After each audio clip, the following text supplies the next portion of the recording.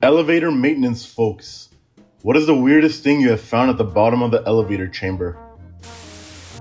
I once accidentally lost my driver's license down the little gap in the elevator doors. Just dropped it and was super unlucky as it slipped through. It turned up in my mail 10 years later. Obviously long expired, but still crazy some maintenance guy found it and bothered returning it. Got pulled over once, handed the PO my license and he dropped it in the crack where the window would have been. We looked at each other for a second. He says good luck and walked away. It took a few minutes to take a vent off the side and grab it with a wire and some tape. Well over 1,500 tax returns at the bottom of the ATO's North Brisbane office elevator shaft. Bloody hell! Were you sent there to retrieve them, or did some drongo just lose them and thought no one will find them anyway? Also, were they e-tax, MyGov printouts, or the old paper submitted ones? OMFG, I know who dropped those. Like exactly. A person I know told us a story about how they used to work in the ATO Brisbane office, and if anything came across their desk that was too hard, it was dropped into the bottom of the elevator shaft.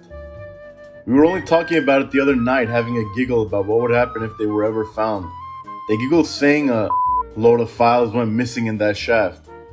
This was way back in the day, like 25 plus years ago, before computers and well before the internet.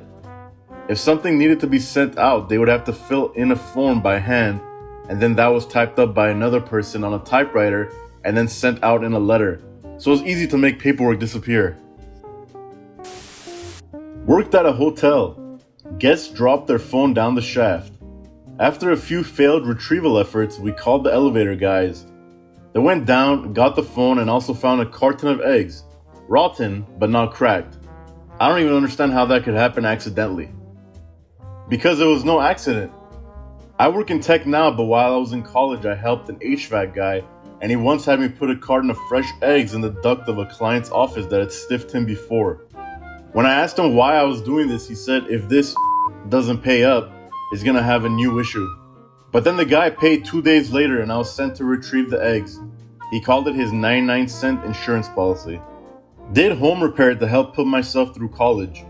Get a call that there's a non-wastewater leak in an apartment in a second floor bathroom from a landlord. So me and my coworker go over. The water line on the toilet has a leak. Enough has come out that we need to remove some of the ceiling in the living room to replace it. So we cut out a 4x4 area that meets a ceiling joist and we find an egg. One single egg balanced on the ceiling joist. We gingerly removed it and tossed it out. The ceiling had been closed up for at least the last 40 years. It was lath and plaster, that old. That egg still haunts me. My dad was an elevator mechanic for about 15 years. He had a very dark sense of humor and would come home with some of the craziest stories.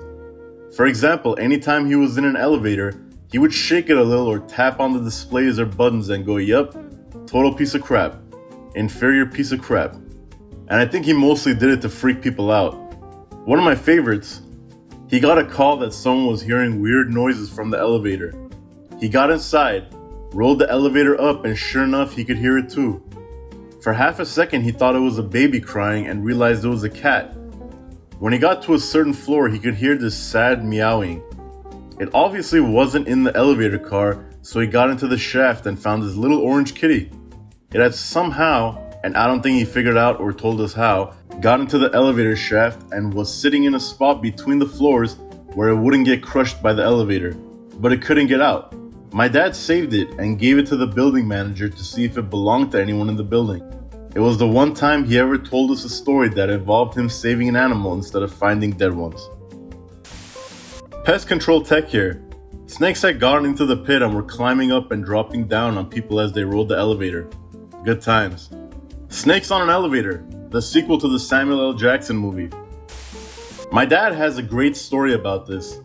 He supervised the mechanics and one of them called him from a mental hospital and said, "You've got to see this." The maintenance guy was called because the elevator wasn't quite sitting level on the ground floor.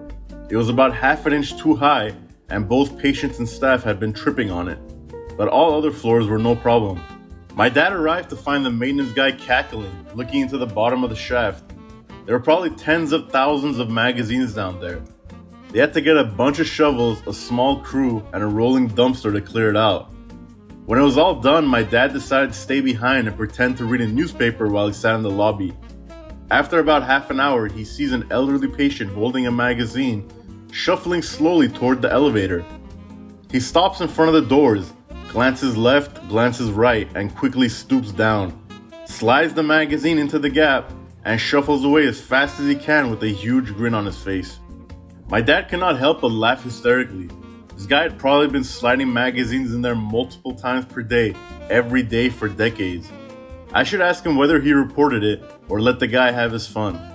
Wouldn't surprise me if my dad went with the latter. Our team dropped a steel anal dilator down the dumbwaiter shaft by mistake. When the technician came down and grabbed it off the floor, I'll never forget the look on his face when I told him, "We need that up here. It's gotta go in someone's soon." It was priceless. I'm a technician for a hospital. Dealing with rectal surgical tools is very normal. That poor dilator. It got away for a minute, thought it was finally leaving that wretched life behind. Next thing it knows, it's lying at the bottom of a filthy dumbwaiter shaft, and just when it's starting to get used to that, thinking not much of a view, but a lot roomier than I'm used to, along comes the elevator tech and it's back to the old day in, day out. One time we were doing a rip out at an old factory. They were gutting them and turning them into luxury apartments. The elevator we were taking out was a old freight that hadn't run in years.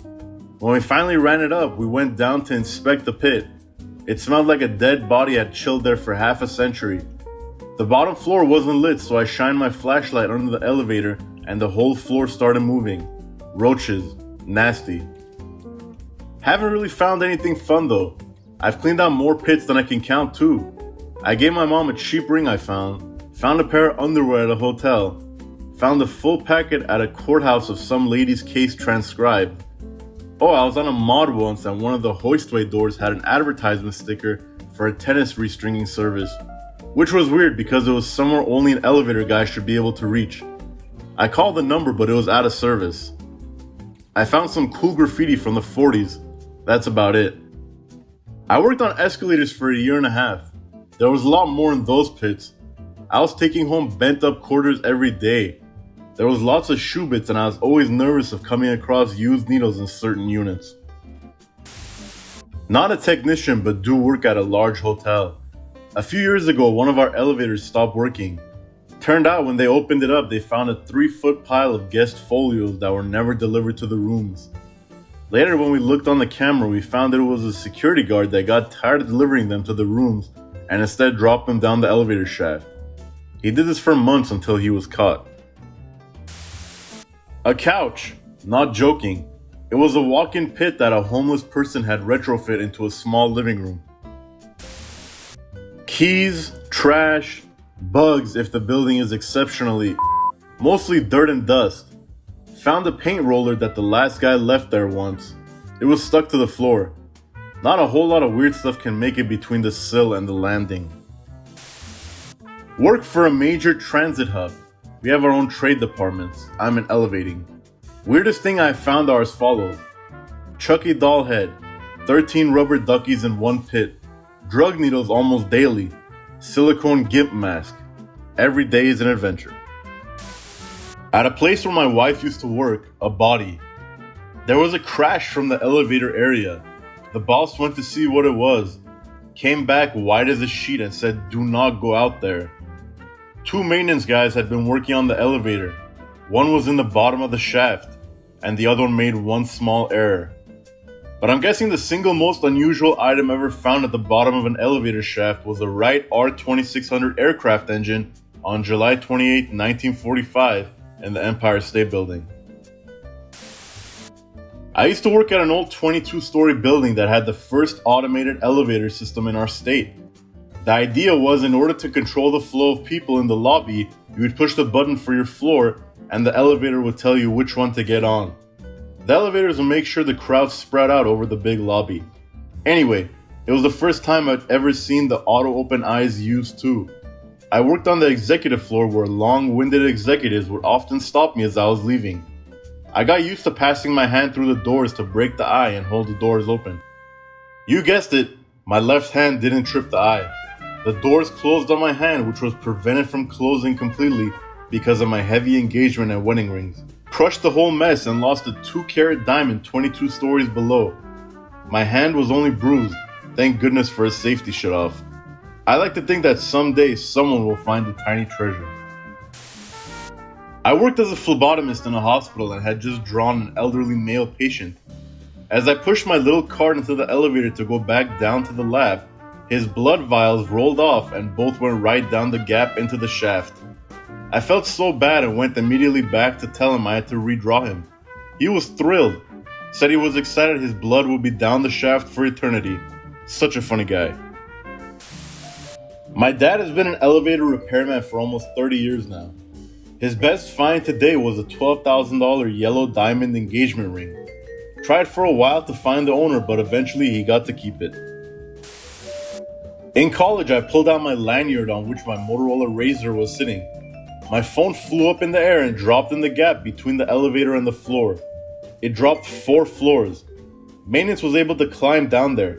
My phone barely had a scratch. Elevator technician here. My old mechanic worked in housing, the projects in NYC. He got on top of the elevator and found an M9 and a bag of coke, a full brick. Walks out and comes back to it gone, and a guy standing there asking what he saw. He said he saw nothing, then the guy walked away. That's how he got to be an old mechanic. Just a shout out to elevator maintenance folks. You really lift us up and never let us down too hard.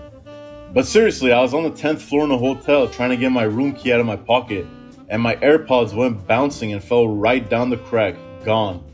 Went down to the front desk and in 15 minutes, my dude had retrieved them for me, delivered them to my room, and they still worked. A true OG. Oh, I've got one that's relevant. My great uncle was a truck driver years back. It wasn't uncommon in those days that people would try to steal things from his truck. One day, some mafia guys walked up to the cab, held him at gunpoint and told him to get down. They brought him up on the roof and gave him a bag. They said someone is watching him. Someone will come to pick up the bag. When they do, you can go home. If you look in the bag, the scout will shoot. He sat up there for 2 hours, but nobody came. He opened the bag and there was a sandwich and a soda inside. So he ate the sandwich and walked home. They stole the truck. It was recovered abandoned. A few months later, the same thing happened. This time they brought him into an abandoned building.